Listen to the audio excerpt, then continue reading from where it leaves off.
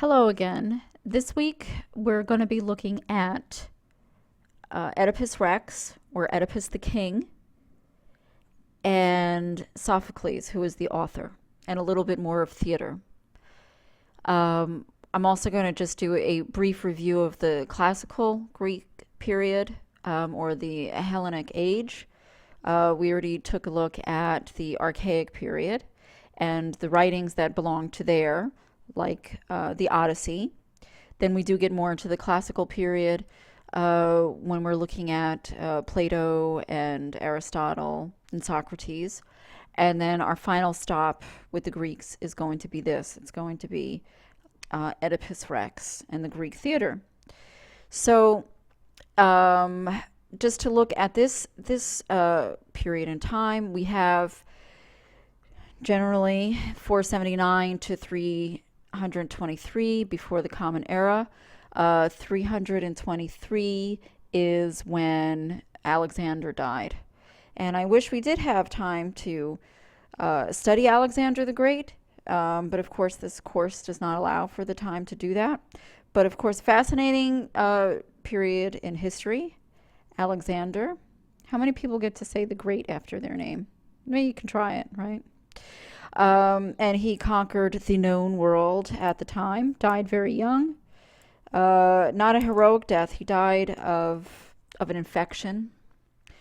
But in any event, this time period also is generally when several things were happening.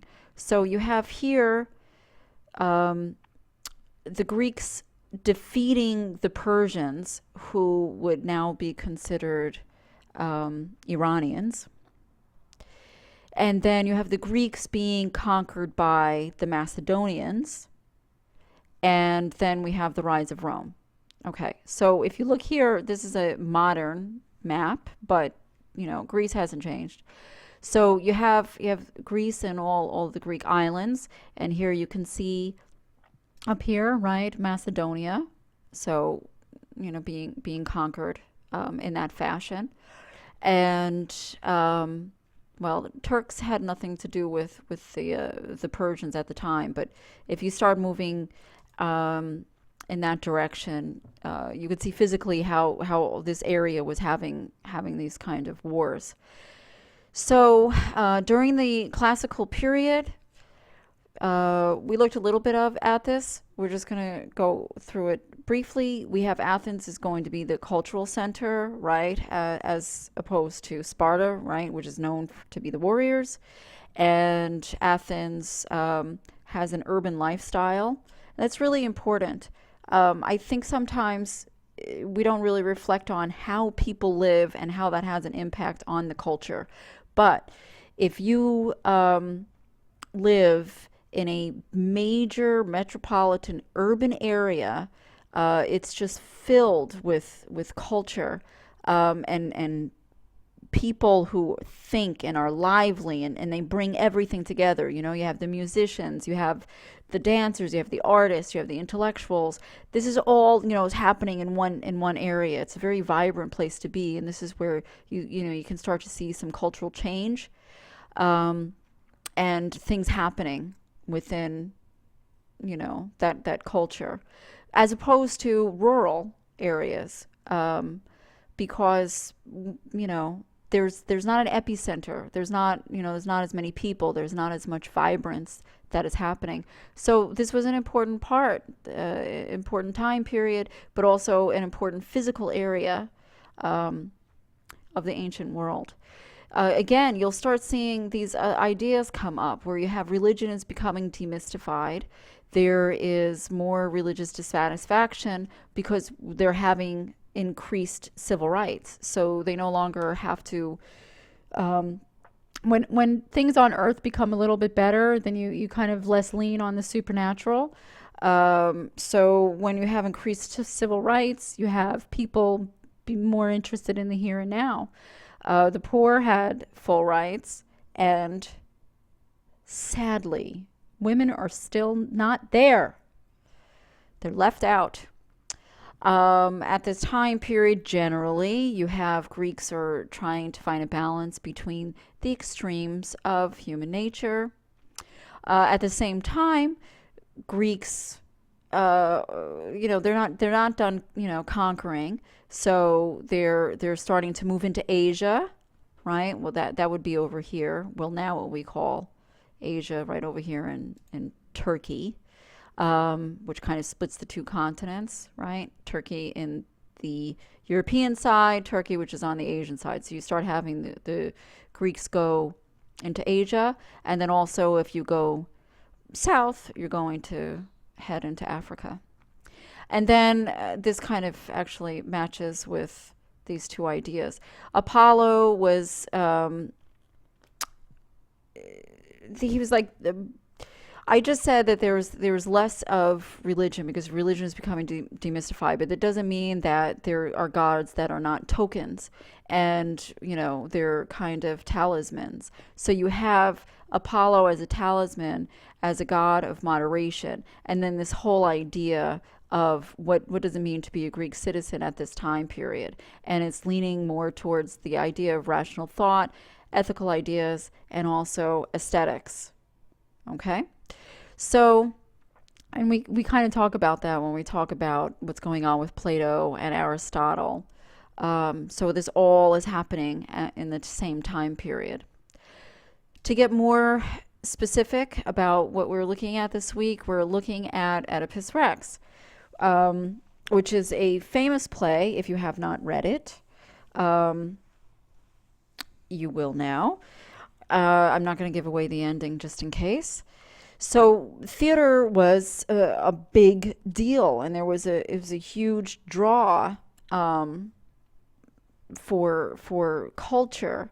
Of course, no television, stuff like that. So what do you do with your family? What do you do when you want to go out and party? You go to the theater.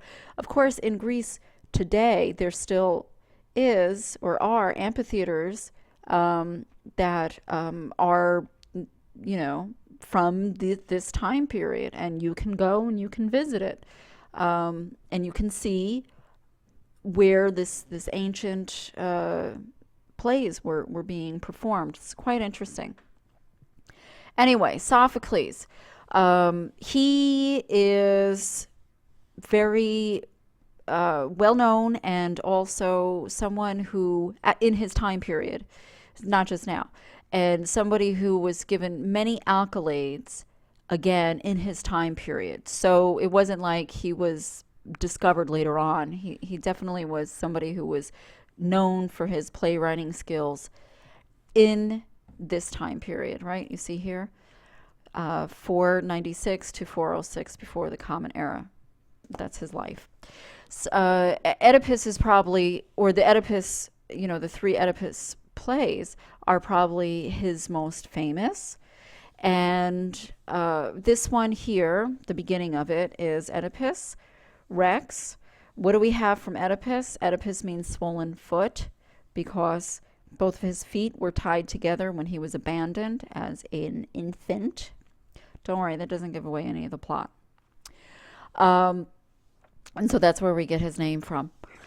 Sophocles was known for a lesser use of the chorus, and the ancient plays are very interesting in how they are presenting human nature, and it definitely gives us an insight into human nature. When they were originally written, nothing like this had been written before. Now again, in our modern day, we're very sophisticated audiences. And so when we look back and we look at the ancient theater, it can be very drawn out. It can be redundant. But it was not so at the time. So when you read Oedipus Rex, you'll notice the use of chorus. So action will happen on the stage, which really is just two actors talking to each other, or three, if you're Sophocles. And then when the scene changes, you will have chorus, which is the people who are talking amongst themselves, kind of reiterating what had just happened and also giving some insight into what might happen next. It's redundant to our modern sensibilities, I believe. And even so, Sophocles was well known for not using the chorus that much. So keep that in mind when you're reading through it. He also was a playwright who wrote plays for specific actors, which was, again, something that was unusual. You will see later on in Shakespeare. Shakespeare wrote parts for specific actors, as is still happens today in contemporary times, right? Parts are written for specific actors. So it goes all the way back to Sophocles. What else do we have here? I mentioned this. There are going to be 3 actors on the stage, not 2. All of them are male. Again, something that you're going to see all the way up until Shakespearean time and beyond. Isn't that kind of interesting? Well, of course. I mean, look, I just pointed it out. And women are nothing. You know, they have no status in society whatsoever. Why would you ever want to see them on stage? They couldn't do something like that. Anyway. What else is he known for? He's known for not using Deus ex machina. And Deus ex machina simply means God or ghost from the machine. And this is when there's plot holes happening.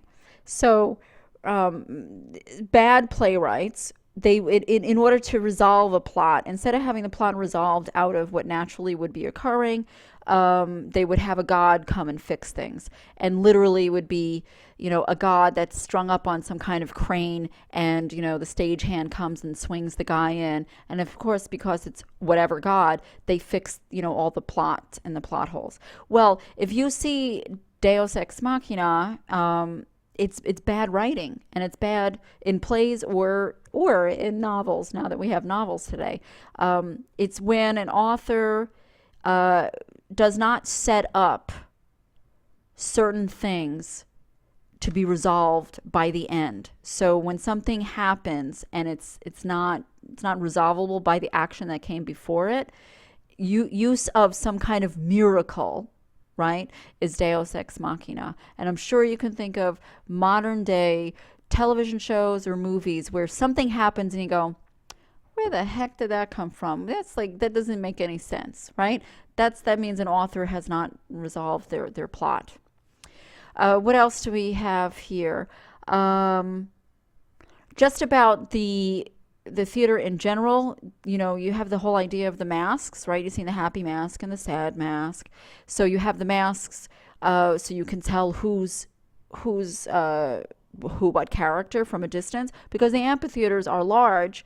While acoustically you'd be able to hear because it's set up. Acoustics are much easier in the ancient world, right? To disseminate, as opposed to visually, because they didn't have video cameras to go up close. So you would have to use masks so the audience would know who is what character.